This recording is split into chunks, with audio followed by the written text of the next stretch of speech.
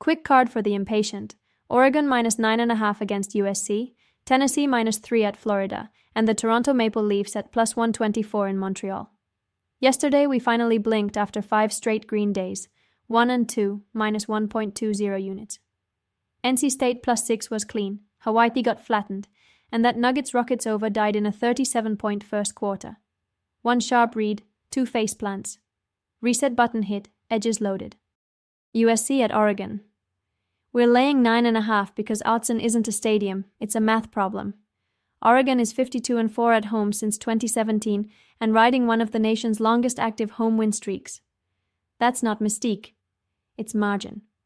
Oregon and USC both score in the high 30s, but Oregon's ground game is the breaker. 6.31 yards per carry against FBS opponents, the best mark in the country. USC's rush defense, one of the worst success rate profiles in the nation. Put those together, and you get lean on them drives, not fireworks for the road team. The quiet tilt here is how USC's defense travels. At home, they've been passable. On the road, they've allowed over 6 yards per play, and in losses, they've bled more than 7. That isn't an any given Saturday blip, it's structural. Add USC's measly plus 2.0 average road margin and their 1 win in the last 5 trips to Autzen, and this number stops looking fat and starts looking fair. Oregon runs through arm tackles, sits on the clock, and squeezes possessions. Picking USC here because 9.5 is a lot is like describing an elephant while holding only the tail. You're missing the animal. Yes, some public picks point the other way.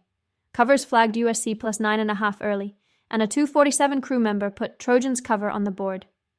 What they're missing is that dessert-level USC offense runs into Oregon's broccoli defense. Fun sizzle, but the vegetables win the meal. We'll happily fade that narrative. Ducks minus 9.5. 9 Tennessee minus 3 at Florida. If you like storylines, you'll hear the swamp. And Tennessee hasn't won here since 2003. Storylines don't move chains. Florida just fired Billy Napier, and while that can jolt a crowd, it doesn't fix the Gators' most expensive leak: turnovers. Florida's interception rate sits near the bottom of the FBS, and when you're already chasing points against a top 10 offense, every extra possession is a tax you can't afford. Ignoring turnover risk in this matchup is like ignoring termites in your house. The damage accumulates until the floor gives way. David Cobb made the sensible case for Tennessee and laid 4. We agree with the general read at a cheaper price. Meanwhile, Patrick Brown's prediction, Florida 28, Tennessee 24, leans on history in this building. History is a lousy defender. Florida has dropped 3 straight, the offense has been giveaway prone, and the pass defense has allowed 8 yards per attempt. Tennessee doesn't need a masterpiece, just a steady script. Run efficiency, a couple of short fields, and make Florida press. Volunteers minus 3. Toronto Maple Leafs plus 124 at Montreal. Numbers, not nostalgia. Montreal is missing forward Alex Newhook for 4 months and top 4 defender Caden Gould for roughly 2 more months. That's top 9 scoring and a big minute eater off the ice. Translation, thinner depth and tougher matchups for what's left. In net, Samuel Montembeault's early season has been a pothole, 860 save percentage and north of 3.5 goals against. That's a profile you want to bet into, not away from.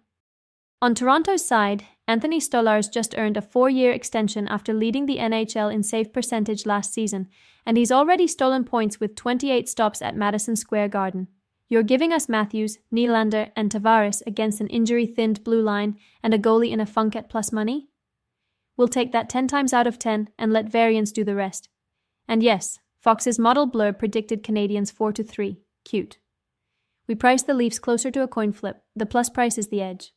Leafs money line. Bottom line, Oregon minus 9.5 because USC's run defense is a paper wall at altitude. Tennessee minus 3 because turnover math beats ghosts in Gainesville. Maple Leafs plus 124 because injuries plus shaky goaltending are not home ice cures. Remember, one upset is a wave. Edges are the tide.